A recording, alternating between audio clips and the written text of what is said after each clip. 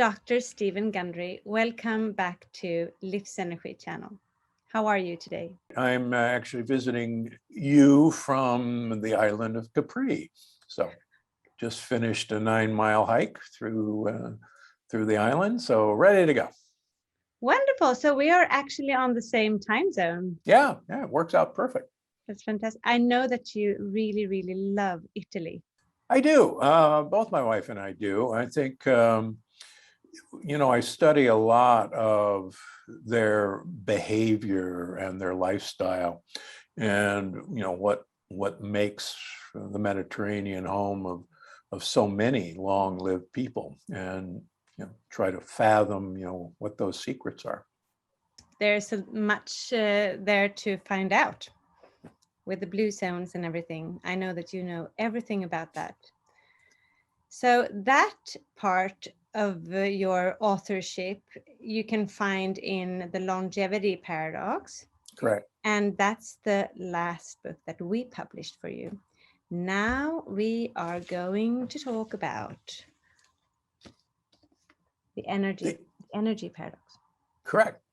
Yes, that's your latest book. What to do when your get up and go has got up and gone. Exactly. That's actually quite a funny subtitle. Do you want to elaborate on what you mean? Well, actually, I wasn't planning on writing the energy paradox. I was actually on my way to speak at a fundraiser for public television in the United States in Los Angeles, and I was going to be co-hosted by a young woman. And I got a call on my speaker phone on my way into Los Angeles that this young woman wasn't going to be able to co-host because she just didn't have it in her to come into work that day. And I thought that was odd. And we got through it. Another co-host showed up, but that actually, it bothered me for several days that they just didn't have it in them to come into work. And this was a millennial, and I'm 71 and work 7 days a week, and I just said, I wonder why this person has such low energy. And I realized that much of what I do in restorative medicine is treat people who have, there's a diagnosis code we use in the United States called fatigue and malaise. And about 50% of all the people who I would see in my office would have fatigue and malaise. And very rapidly, with following my program, their fatigue and malaise would go away. And so I said, oh my gosh, no wonder I haven't been interested in this, is because I do this every day, and people's fatigue and tiredness is not something that's normal. And when they get their mojo back, get their energy back, they actually realize that being fatigued and tired is abnormal. But so much of us now expect from, I guess, our day-to-day life that we're supposed to be exhausted, and we're supposed to need 3 double espressos to get us going in the morning, but that's actually not true at all. And off camera, we were talking, one of the interesting things about blue zones in general, people who live extremely long, healthy lives, is that many of these cultures have no word or words to describe fatigue or being tired. And, chasing these 80 and 90-year-olds up hills and in Sardinia herding goats is, it makes you think that, we've got it all wrong here in the West.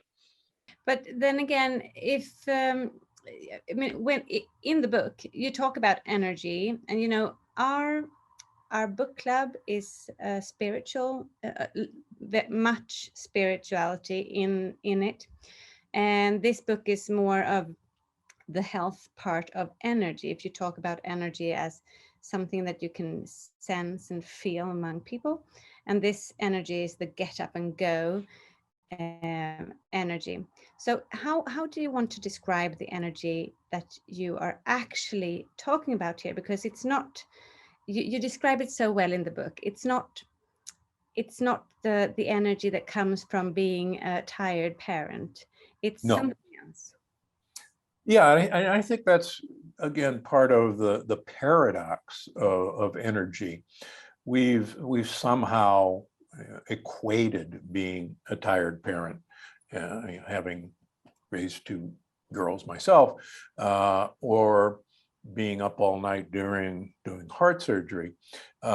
These are different than being able to, have the desire to do things, to have the desire to get up and go, to, yeah, you may have two kids, but so what? You have to have the energy to do this. And I think the idea that my parents or my grandparents would have ever mentioned being tired of being a parent with, my father had two children, and, my grandparents had two children, and I never heard a word from my parents, my grandparents, that they were too tired to, read a story or play. And now that's incredibly commonplace, that we're just, our get up and go has got up and gone. And that's a modern problem. And in the book, I go into why I think, and research suggests, that this is a modern problem that did not exist a generation or at least two generations ago. And what's quite interesting then is that it's a new thing, and it has already become accepted. Yeah. It's something that we calculate with. No, that's exactly right. It's I'm a history buff, and in America, thinking about, I grew up in the Midwest, and thinking about the settlers who would trek thousands of miles on foot in covered wagons and in the worst weather, and the idea that they would say, oh, I don't want to go any farther, I'm tired. We didn't have words to describe this, and now we say, oh my gosh, if I have to take my children to soccer practice, it's going to kill me. I just don't have the energy to do it. It's like, you're kidding, right? But you're right. It's now part of what we think happens to us. I want to stop where we are right now and pick it up in just a few minutes. But since you have a quite impressive background within surgery and cardiology, and now in your later years, you have started to work as restorative medicine physician. And restorative is actually a word that we use in Swedish as well. And it's quite new to the common public. Can you please tell us, what is it? What is restorative medicine? Well, when I decided to do what I do about 25 years ago now, I actually looked to Hippocrates, the father of medicine, and a real practitioner of Hippocrates, Helen of Bingen in Germany, who paraphrased Hippocrates. Hippocrates believed that there was, excuse me for California speak, but a green life force energy that all creatures had, including humans, that wanted and would provide perfect health for that creature. But there were external factors that were keeping this green life force energy from expressing itself. And Hippocrates and Helen of Bingen thought that the purpose of a physician was to be a detective and to find what those external forces were that were keeping this green life force energy from expressing itself, and then removing those forces. And then the patient would heal him or herself just from this life force energy. And it sounds really silly, sounds really hokey, but they were right. And what I've learned is that all I have to do is be a detective and teach people to remove these external forces, and they'll heal themselves. So some people call this functional medicine. Yeah. I call it restorative medicine because all I'm doing is allowing you to restore your health by removing the obstacles. Jeff Bland, a good friend of mine, is the father of functional medicine. And even though he's a friend of mine, I have no idea what functional medicine means. and so, you know, I don't use it. And to me, it's far more useful to think of what I do is restorative medicine. And it's all based on Hippocrates. And that gets into, you know, what I subsequently learned from Hippocrates is that all disease begins in the gut. And he didn't have all of our fancy tests that we have now, but he's absolutely right. All disease, you choose the disease. All disease begins, and I paraphrase him, and ends in the gut. And if you fix that, everything else falls into place. In Sweden, we see a lot of different companies now, and have seen for maybe a year, companies that they package test where you can test your microbiome and your gut buddies. And this is quite new. Well, it has been there silently, but it, you know, all of a sudden we can see a lot of it. Is that, how do you view that compared to coming to someone like you? I think it's a complete waste of time. Yeah. And I've told these companies who have asked to work with me, the problem is looking at a microbiome from a stool sample is like taking a snapshot in time, because your microbiome changes from day to day. In fact, you can completely change your microbiome in 3 days by following, for instance, my program. And if you stop following it, the microbiome will change back in 3 days to where it started from. So to me, these are horrible waste of time, and they cost a lot of money. So, I mean, if you want to take a snapshot, if you want to take a picture and put it on Instagram, that was you today, but it's not going to be you tomorrow. The other important part is it's not so much who these gut buddies are today, but it's what you give them to eat. And a big part of the new book, The Energy Paradox, is that these gut buddies produce messages, literal text messages between themselves and their sisters, the mitochondria, which are these energy producing organelles in almost all of our cells that produce energy.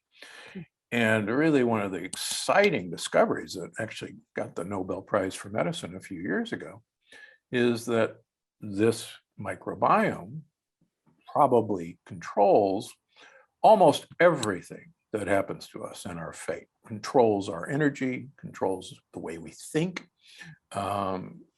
controls our lifespan, our health span. And it's, you know, through discovering what these guys do and how to feed them and how to take care of them is far more important than, you know, giving names to who's in there at any one time.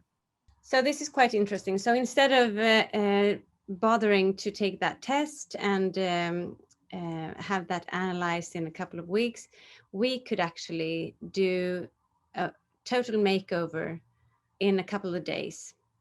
Yeah, that's true. In 3 days, like I wrote about in the original book, The Plant Paradox, there's very good research that your gut microbiome can transform in 3 days from a pretty nasty set of gang members, as I call them, to a very friendly group of gut buddies, as I call them. I have to just tell all the viewers that the way you speak is actually the way you write. So it's always very nice and quite amusing to read your books, because you talk in a way that we understand, and with a good laugh once in a while as well with your terminology. It's quite fun. So there's another reason for reading this book. With that background, we know that the energy paradox is a full set of theory and a lot of knowledge about the reasons behind why we lack energy. And then we have a full program to follow step by step. So tell us a little bit about the background. We talked a little bit about mitochondria and the microbiome and their communication. So what more lies behind the lack of energy? Well, as I talk about in the book, one of the overwhelming factors is that our current lifestyle, we're overfed and underpowered. And by that, I mean that we were not designed to eat food 14, 16 hours a day. And yet most of us in the West, in one way or another, are almost constantly eating. And we're constantly eating processed or ultra processed foods. And way back when, our parents, our grandparents actually ate food whole. They actually ate whole food. And it took a considerable amount of time and digestion to break these whole foods into simple sugars, simple amino acids from proteins, and simple fatty acids from fats. And they actually would arrive for processing at our mitochondria at various stages. First would come the sugars, second would come the proteins, and third, actually quite a while later, would come the fats. And so it's kind of like a freeway system or an interstate system in the United States, that cars would, gradually come in and the freeways would be mostly clear and moving. But now we have simple sugars, amino acids, and simple fatty acids arriving at mitochondria constantly. And it's literally like rush hour traffic. And since I live in the Los Angeles area, where Los Angeles basically has rush hour traffic almost 24 hours a day, and nothing moves. And it turns out there's very good evidence that mitochondria, if you kind of cram all these foodstuffs into them simultaneously, they basically grind energy to a halt. And so it's no wonder, if you think about it, let's suppose we have a nice lunch or even a quick lunch. At about 2 o'clock in the afternoon, all of a sudden, we want to fall asleep at our desk, or we go, oh my gosh, I have to have another double espresso to keep going, or I have to have some sugar to keep going. And it's actually because that this rush hour has happened. And that's brand new. 60 to 70% of all the food we eat in the West is now ultra processed into these simple things that just hit our mitochondria like rush hour. That's number one. I think everyone can kind of understand that when listening to your description. The other thing that's happened, and really very much on the same line, is that we're called the fat ape for a reason. Actually, women should know this more than men. Women, humans, have the only fat babies that in the ape family. All other apes give birth to incredibly skinny babies. And having never given birth, but watched many births, including my own kids, giving birth to a fat baby is not a good idea. And yet we are fat for actually a very good reason, because we can use that fat to power our mitochondria when food is very scarce. So we were actually designed, one of the few creatures that can go an incredibly long time and do well without eating. And there were no snack food stores on every corner, when we evolved. And having the ability to go a long time without eating and keep high levels of energy was one of the things that actually made humans and allowed us to take over the world, unfortunately, like locusts, but that's another story. And so the idea that we should be eating, 3 meals a day and 2 snacks, or to have 6 small meals a day, actually is one of the stupidest ideas that nutritionists have ever recommended. And I think, we're paying for it, because we really do need downtime for our mitochondria to relax and to repair themselves. And if we don't have that downtime, it's like going 24 hours a day without repair, and eventually the whole energy producing system falls apart, breaks down. And we see that in our degree of tiredness. We see that in the massive amounts of memory loss and dementia and Alzheimer's that never, ever used to occur. And it's literally the breaking down of the repair process of our mitochondria that's driving this, because we've been told to eat constantly. And we still are told that if we listen to other people. So how should we handle all these confusing messages? Well, as it turns out, you have to look at how we were designed in an evolutionary fashion. And that was actually my research as an undergraduate at Yale.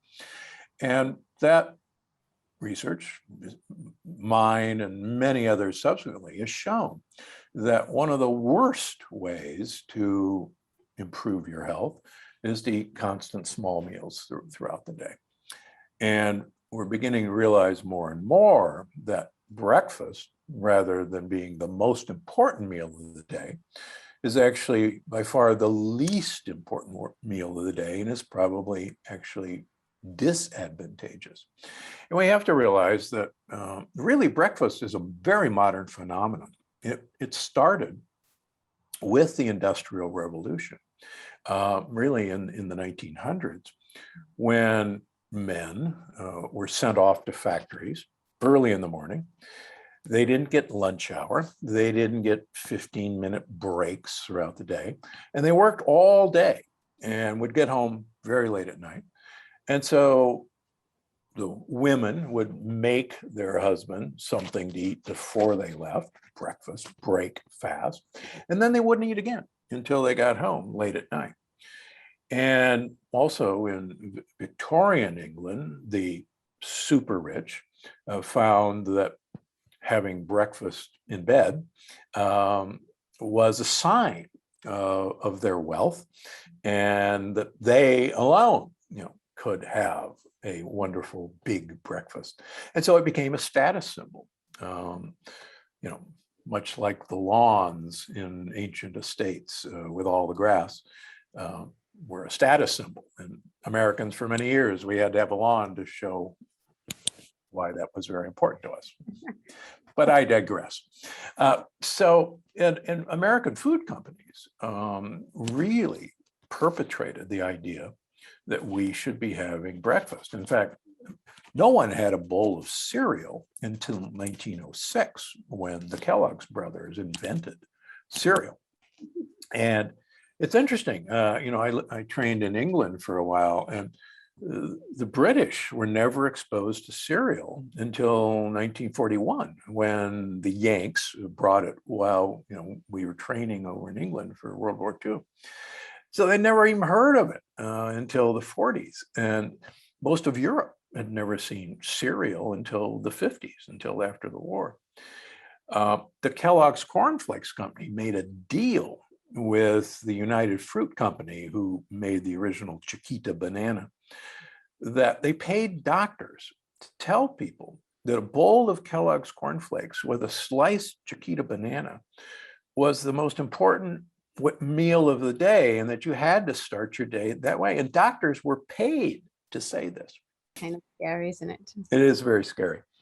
Especially when you know today that a bowl of cereal is a lot of sugar. Yeah, it's just pure sugar. It's just pure sugar. You do have a point though about the break fast, and that you're breaking the fast, and when that is during the day, like you've said before, it's up to you. You don't have to break fast in the morning. No. And in fact, it's very hard because of the way we've been trained to think that we, have to start the day, break fast early in the morning. But in fact, lots of evidence, including in the book, is the more we can push our break fast to closer to noon, the better our mitochondrial health is, the better, strangely enough, our energy levels are. And there's considerable evidence now that the more we compress our eating window from break fast to the end of eating down to about 6 to 8 hours a day, which sounds very challenging, the better not only our immediate health is, the better our energy levels are, but the exciting thing is the better our health span and probably our lifespan will be. Now, in the energy paradox, saying you should do that is a lot harder than actually achieving that.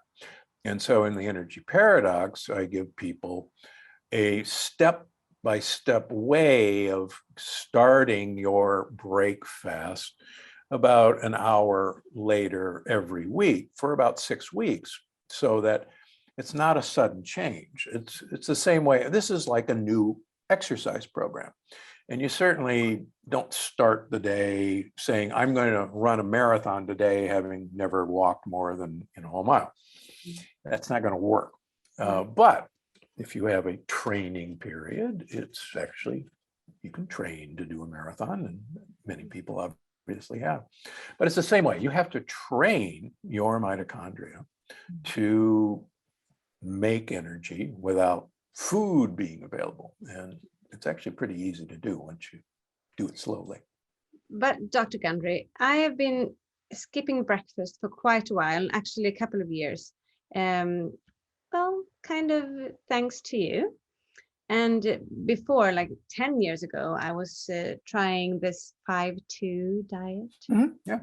And it works really well for me. It does. So I don't eat breakfast more or less now. In the weekends, I might do that.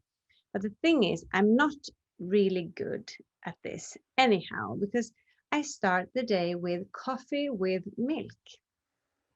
So what do you say about that, Doc? So start the day with coffee with heavy cream in it, or start the day with coffee with MCT oil in it, or even consider using goat milk or sheep milk instead. And I won't tell you the reason for it because it's in the next book. Yes. And so you'll have to stay tuned. But yeah, so that won't break your fast.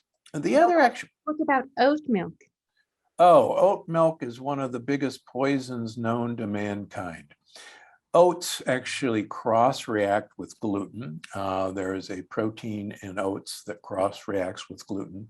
I can't tell you the number of people who oat milk and oat products have been one of their biggest troublemakers. And getting rid of oats, my oldest daughter is a horsewoman, and she assures me that the only purpose of oats is to fatten horses for the winter, and it has no business being eaten by humans. Okay. Okay, so I'll go back to coffee with organic cream. Yeah, you'll actually be much better off. And then I can eat my lunch, and then I'm all set. And then I can eat my dinner before 8 o'clock, and I'm doing what you prescribe. Yeah, and I think that's another important part, is that we really should try to finish our last meal of the day about 3 hours before we go to bed. And I talked about this in the longevity paradox, and I talk about it again in the energy paradox. There's a very important part of sleep where our brain literally goes through a wash cycle. The blood flow to the brain increases 25% above normal, and it literally cleans toxins out of the brain, amyloid proteins, tau proteins, and they're literally washed out of the brain every night. And it happens during what's called deep sleep. Now, deep sleep usually occurs right after you go to sleep. So this is different than REM sleep, the rapid eye movement sleep, the dream. If you've eaten near the time you go to bed, most of our blood flow is down in our stomach doing digestion. In fact, when I was growing up, our mothers would tell us we couldn't go swimming for an hour after we ate lunch because we would get cramps and die. And there was actually a bit of wisdom to that old wives' tale, because all of our blood flow would be down doing digestion, and so we wouldn't have enough blood to go to our muscles and they'd cramp. Well, it turns out that you have to have this blood flow going to your brain. And if it's still down in your gut, you don't have this wash cycle. And so there's more and more evidence that one of the reasons that dementia is occurring at such a huge rate is we're not allowing this wash cycle that would normally have occurred many years ago when we went to sleep. Yeah. We have talked about 2 reasons for the lack of energy. 1 and 2. I think there's a number 3. Yeah, and that actually gets back to giving our microbiome what they need to eat so that they can actually communicate with their sisters, the mitochondria. Mitochondria are these, everybody kind of knows them as the little energy factories, but they're actually engulfed bacteria from 2 billion years ago. And they made a deal 2 billion years ago to have a nice place to live inside a cell in exchange for something to eat. They would produce energy, ATP, and obviously a pretty good deal. And it turns out that they're bacteria. They actually have their own DNA, just like bacteria.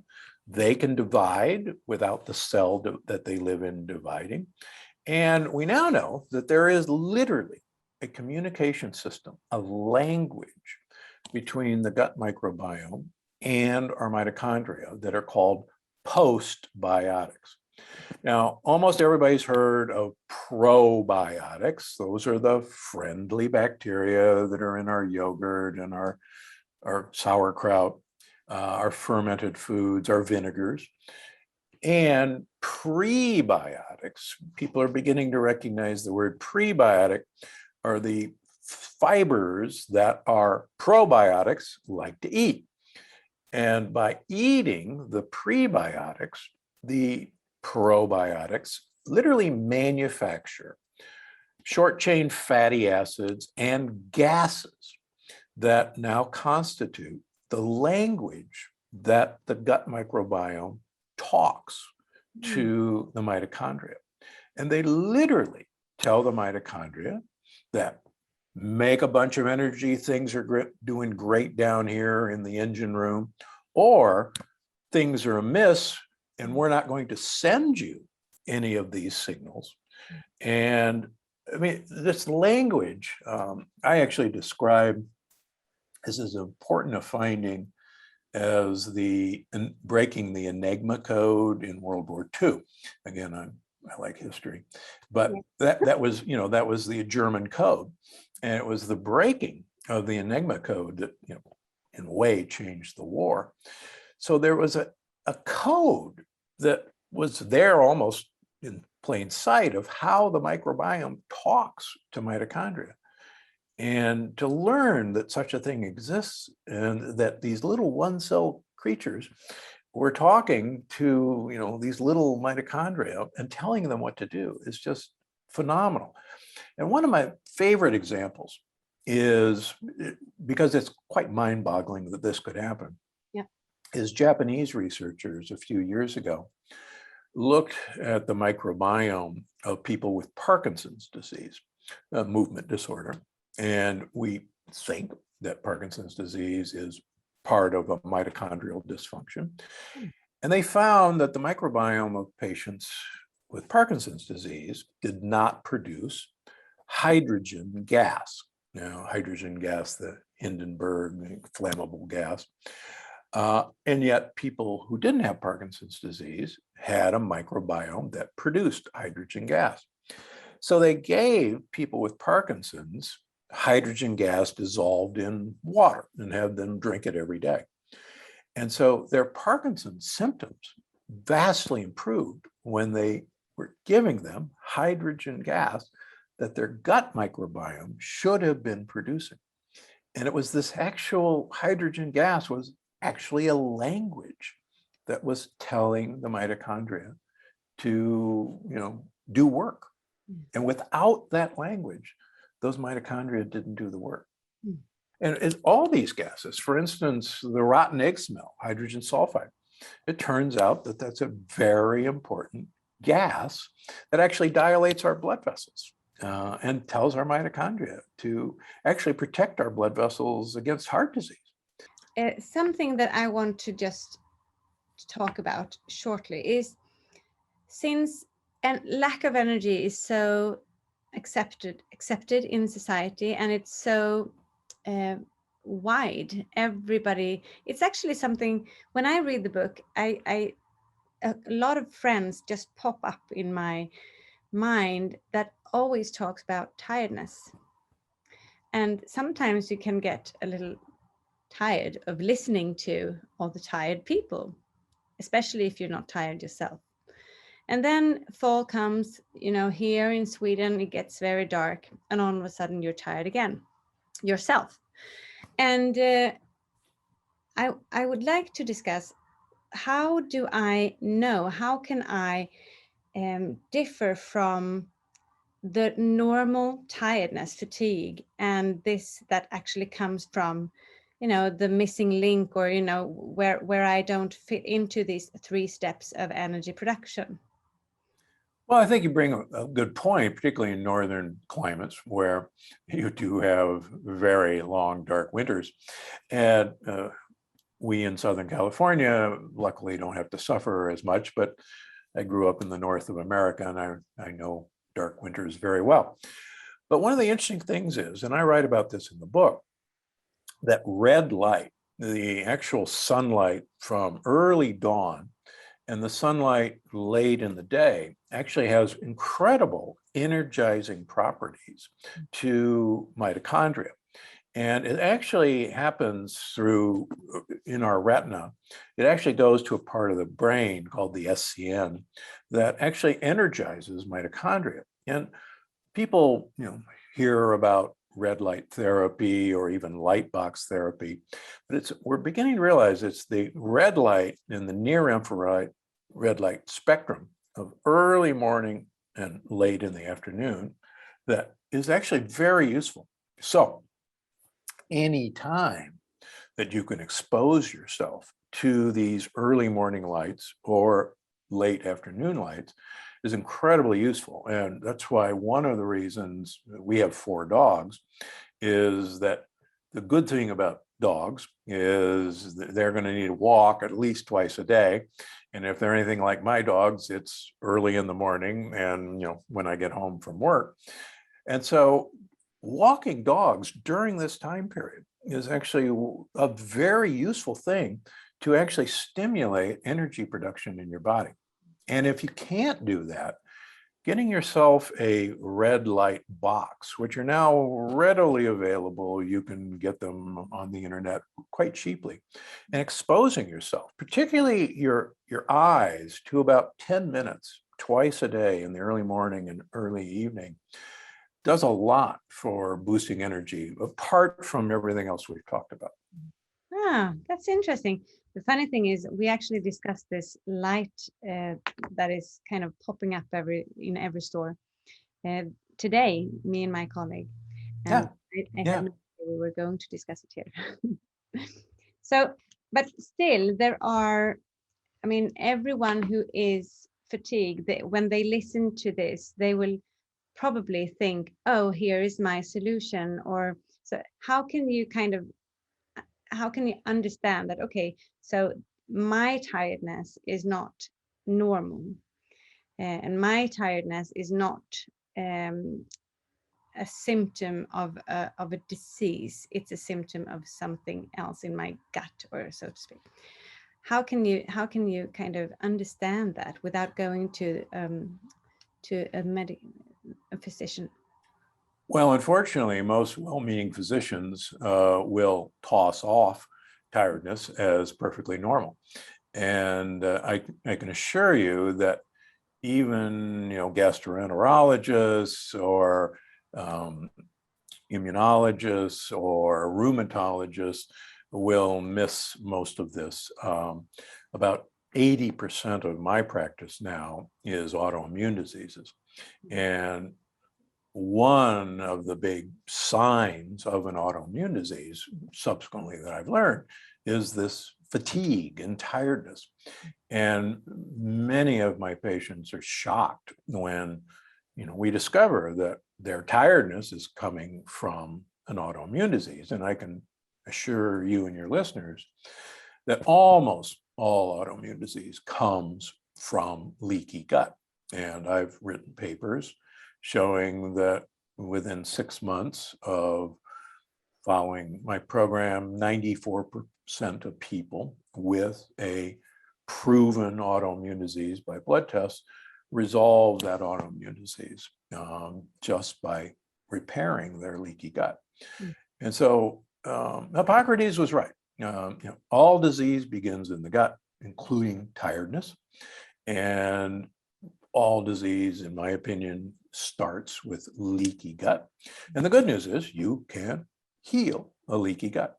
And it's not pseudoscience. We have beautiful blood tests now to show leaky gut on a blood test. And we can show with the passage of time, weeks and months, that leaky gut seals.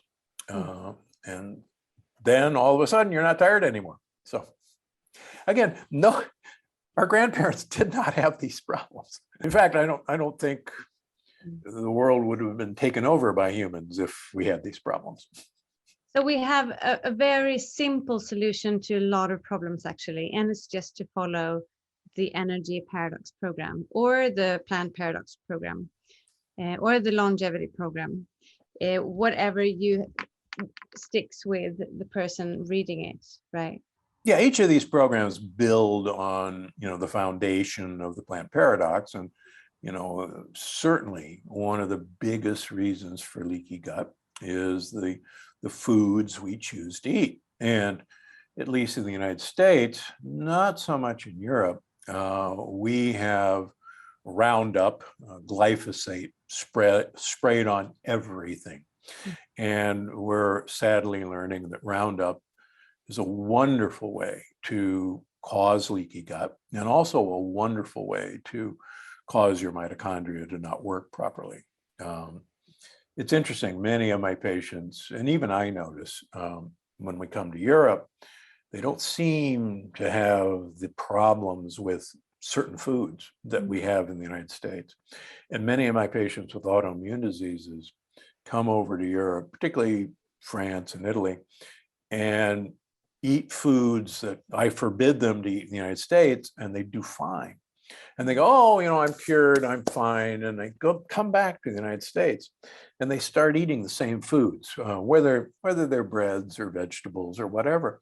And within weeks, their autoimmune disease comes back. And they go, but, I thought I was cured. And I said, it's because thankfully, Europeans have either banned Roundup or are certainly in the process of making it illegal. But then again, it's all about what you eat also. If the quality of food is good or not so good. So I'm thinking now, you are in Italy, and I know that you are very good with your diet. And, I met you in a hotel in Stockholm, and you had a nice cup of coffee and some scrambled eggs. And you said to me then, I'm not afraid to get poor eggs here in Stockholm. So, which is kind of nice that you have faith in the Swedish cuisine. Yeah, when you guys, Sweden has really been, I think, ahead of the pack in many ways in proper eating. I think, really as a healthy eating, we're really leading, certainly Europe, and certainly way ahead of the United States. So, I commend you whenever I get to Sweden. Haven't been there since COVID, but I promise I'm coming back. I bet you will.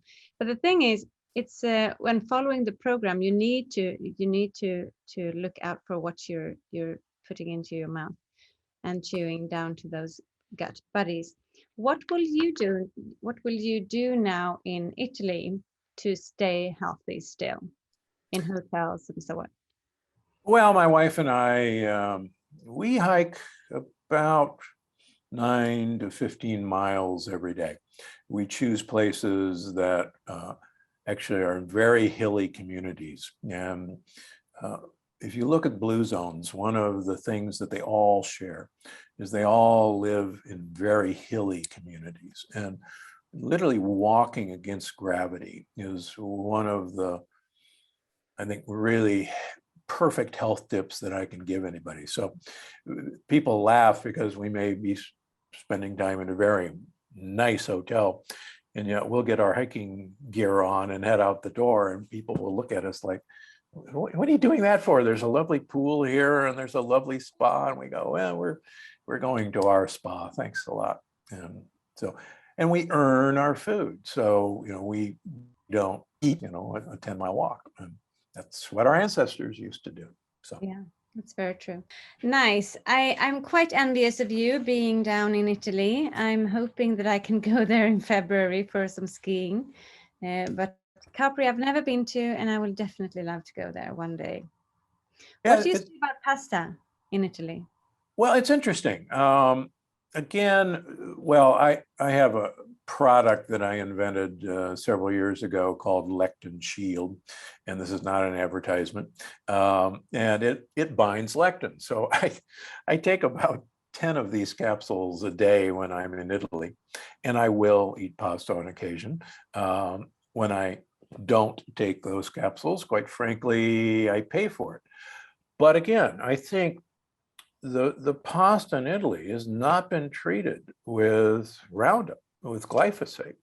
And that's why I think so many of my patients with autoimmune diseases can stay in remission when they're in France or Italy or Germany or Poland, and then come back and start eating breads or pizza and pasta in the United States. And it is amazing. They flare and they go, but that's not fair. And I said, it's because, our food is poisoning us. And you live in the wrong country, perhaps. yeah. And the other thing that I think is fascinating, I visit a lot of winemakers in France and Italy, and there's such a movement in organic and biodynamic farming and winemaking. And America is slowly catching up. But, and people go, wow, when I drink French wine or Italian wine, I don't get headaches. I don't feel awful the next morning. But then I come home and I have the same grape in the United States, and I feel awful. And it's because of, all the organic and biodynamic farming over here. Americans are really good at killing ourselves, so, as anyone knows. So I know that you are still writing books. What are you planning on next? Is there another paradox coming up? No, well, at the moment, there's no more paradox. That the energy paradox was the last of the series, but the new book will be out March 8th of 2022, and it's Unlocking the Keto Code, the scientific breakthrough that is changing keto to be an enjoyable thing rather than miserable. And it's actually the whole idea of how ketones work and how ketosis works is absolutely wrong. And the exciting thing is you do not have to eat a high-fat diet to actually get the benefits of what ketones do. And it's actually very exciting. It's very liberating for all the people who, go, I think it's great, but there's no way I'm going to eat, an 70 to 80% fat diet every day. I can't do it. And the good news is you don't have to. And I'll show you the new tricks. Wonderful. We look forward to that book as well. But first of all, the Energy Paradox here in Sweden. It will be launched in beginning of December. Perfect. We're so looking forward to it. It's actually the third book that we are launching from you, and it's in the same area of the year, so it's same season, so the winter season, when everyone wants to go eating all the lovely Christmas food and then go on kind of a diet afterwards. Exactly. Yeah, it just happened to be that way. So is there anything you would like to say to your Swedish audience, which you have actually had now for quite a few years? Well, the good news is fatigue is not your fate. And anyone who is suffering from fatigue and thinking it's normal, please read the book. Please try to implement some of the tricks I tell you. And I think you'll be surprised that fatigue is not your fate. Super. Thank you, Steven Gundry, Dr. Steven Gundry, for your time from Copper, from your vacation. Enjoy your time in Italy, and we'll see you again. Great. And I'm actually on my way to Paris for a microbiome meeting. So this was just a brief stop on the way. So wonderful. Take care of yourself and your wife and your dogs. That's right. Good to see you again. Good to see you. Bye-bye. All right. Bye.